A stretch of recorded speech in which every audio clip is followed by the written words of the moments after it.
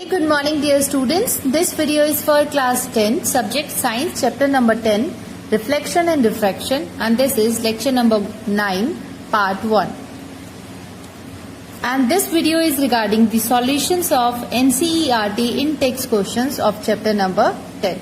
So dear students, most of the questions, in-text questions, have been given to you as a homework and they have been discussed in the solution lecture, but still as some of the questions are left, so let us do all the questions in one video.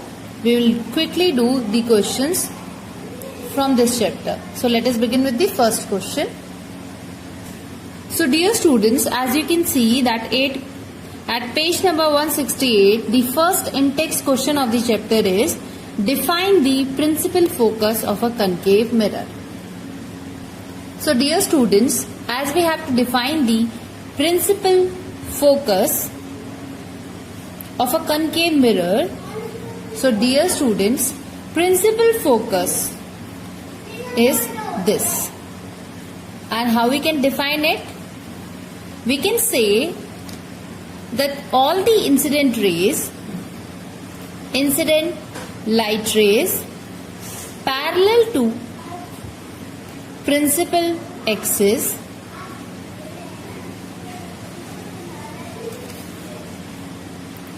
of a concave mirror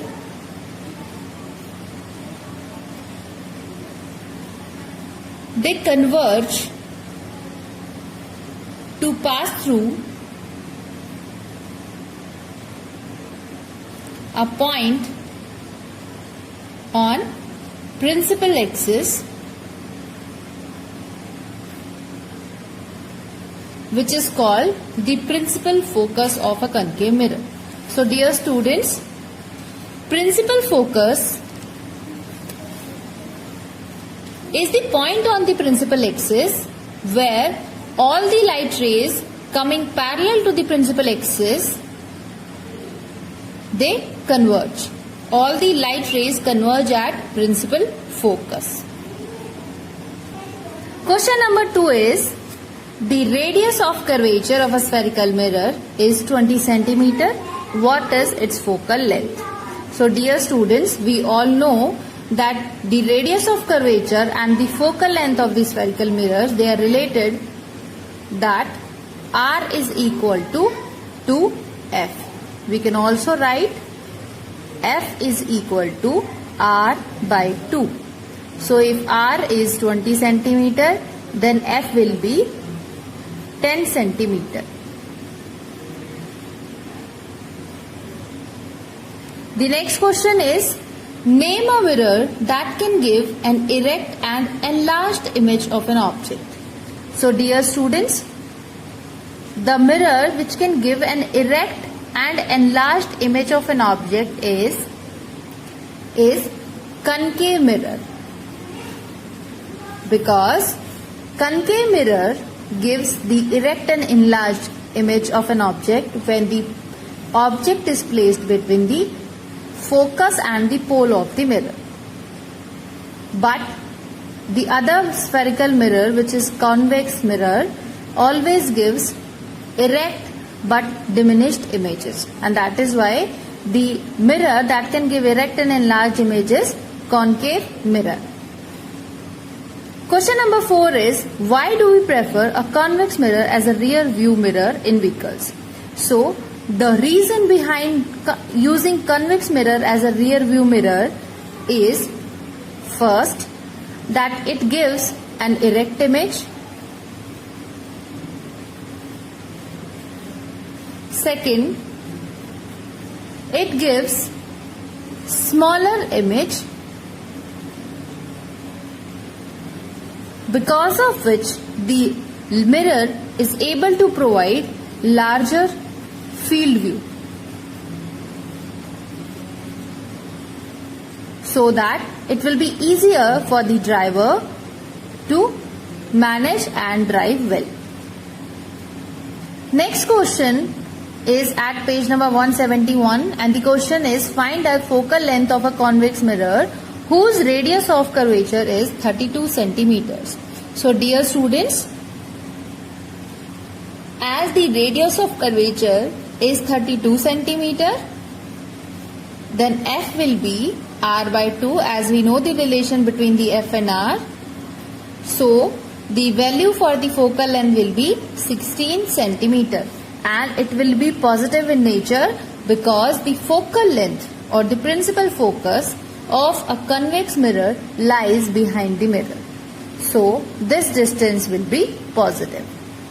Next question is, a concave mirror produces 3 times magnified real image of an object placed at 10 centimeter in front of it. Where is the image located?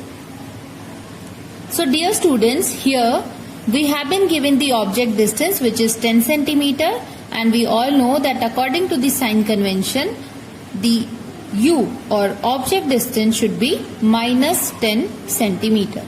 It has also been given that magnification is 3. Now we have to find the value of the V, that is image distance, or where the image will be placed. So we have to find out the V. V can be calculated with the help of mirror formula as well, but here we have been given only one parameter of the mirror formula, so we can not use it. Let us use the given situation, which is magnification. We all know that magnification is having 2 values. It is the ratio of the height of image upon height of object, and it is also equal to minus V by U. So dear students, if M is 3, then minus V, U is also having a value of minus 10. So if we put the value of magnification, which is 3, then minus V by U. V here, it has been given in the question that the image is real and inverted. So in the case of this kind of mirror, the image is formed real when the image is in front of the mirror only. So V is also negative, U is also negative. So these two signs will cancel each other. Here we have a positive sign, and this is minus V. So V will be minus 30. That means the image will be placed at 30 centimeters from the pole of the mirror, and the image will be in front of the mirror only. Traveling in air enters obliquely into water. Does the light ray bend toward the normal or away from the normal, and why? So dear students, in this question we have been given a situation in which the light is entering a container of water obliquely. That means it is making an angle with the surface. It is not either parallel to the surface or just perpendicular to the surface. Here, air is the first medium in which the light is traveling. Water is the second medium in which the light will enter. So here, air is the optically rare medium and water is the optically denser medium. So as we all know that when the light ray enters from the optically rarer medium to optically denser medium, then it always bends towards the normal. So if this is the incident ray making an angle I with the normal, then it will bend from its original path because of the optical density of the second medium. It will bend toward the normal. Question number 2 says that the light enters from air to glass having refractive index 1.50. What is the speed of light in the glass? The speed of light in vacuum is 3 into 10 raised to power 8 meters per second. So the solution of this question is, the given values to us are the speed of light, that is c, 3 into 10 raised to power 8 meters per second. The refractive index of glass, that is refractive index we denote by n, and it is the refractive index of the glass, so I am writing Ng is equal to 1.50. And we have to find the speed of light speed of light in glass.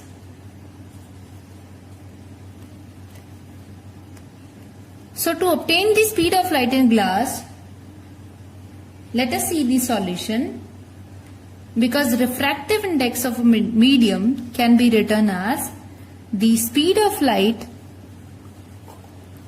in vacuum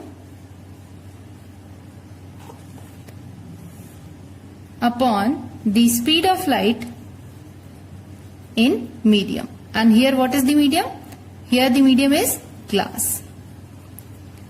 So Ng would be equal to speed of light in vacuum upon speed of light in glass. So this we have to find out. These two values are given. So we take the speed of light this side. Let the speed of light in glass is, we can also write it as C. Speed of light in vacuum is C and speed of light in glass is V, G. So we can write it as Ng is equal to C by Vg.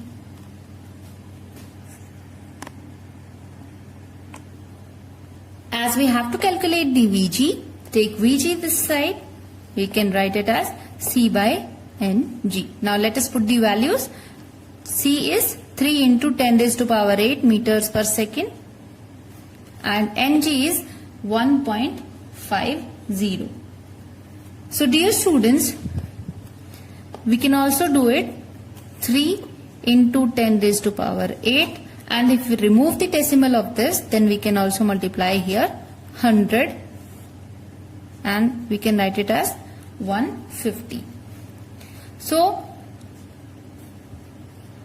this can be calculated as, it comes out to be 2 into 10 raised to power 8 meters per second. So this will be the speed of light in glass. Question number 3 is, find out from the table 10.3 the medium having the highest optical density. Also find the medium having the lowest optical density. Here is the table 10.3 in front of you from your NCERT book. We have to find the medium which is having the highest optical density and the lowest optical density. So dear students, by seeing the values of refractive index of the material, because the optical density of a medium is the property that slows down the speed of light. So optical density is directly proportional to the refractive index of the material. That means higher the optical density, more will be the refractive index and slower will be the speed of light. So here, on seeing the values of refractive index, we will find air is having a value 1.0003 and the values are increasing in this order, and diamond is having the highest refractive index. So air will be the optically rarest medium and diamond will be the medium having the highest optical density.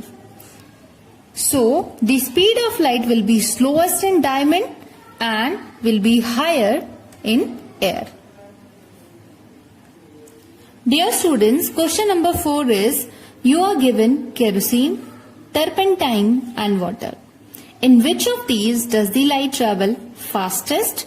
Use the information given in table 10.3. So, to answer this question, again we have the table 10.3 from your NCERT. We have been asked about the 3 mediums, water, kerosene and turpentine. So dear students, just by seeing the refractive index of these materials, these mediums, we can say, as we know that refractive index is inversely proportional to the speed of light. That means higher or more the value of refractive index, slower will be the speed. Here we will find that the refractive index of turpentine is higher than the value of refractive index of kerosene, and the refractive index of kerosene is higher than the refractive index of water. So the light will travel fastest in the medium having the lowest value of refractive index. So, the light will travel faster in water. Question number 5 is the refractive index of diamond is 2.42. What is the meaning of this statement? So dear students, here we have been given the refractive index of diamond, that is ND, as 2.42, and we have been asked that what is the meaning of this statement. So dear students, here we have been asked that what is the relation between the speed of light and the refractive index of the diamond. As we all know that refractive index of a medium is given as the speed of light in vacuum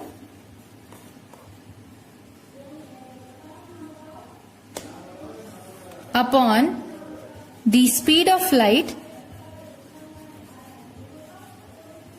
in diamond.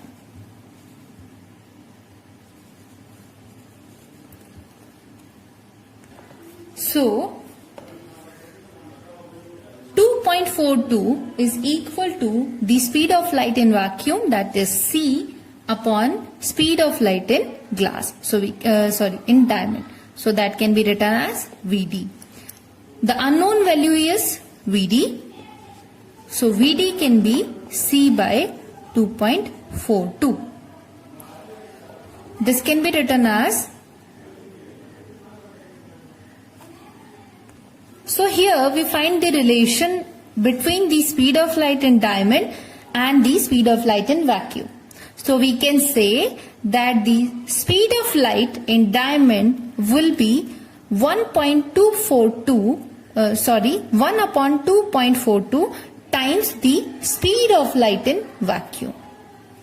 This value, when we divide it 1 by 242 into the speed of light, we get as 0.413 into C. That means the speed of light will be this much times the speed of light in vacuum. The next index question is define one diopter power of a lens. So dear students, we all know that power is the reciprocal of the focal length of a lens in meters. So, if we define the power as 1 diopter, that means 1 diopter, which is the SI unit of power of a lens, 1 diopter power of a lens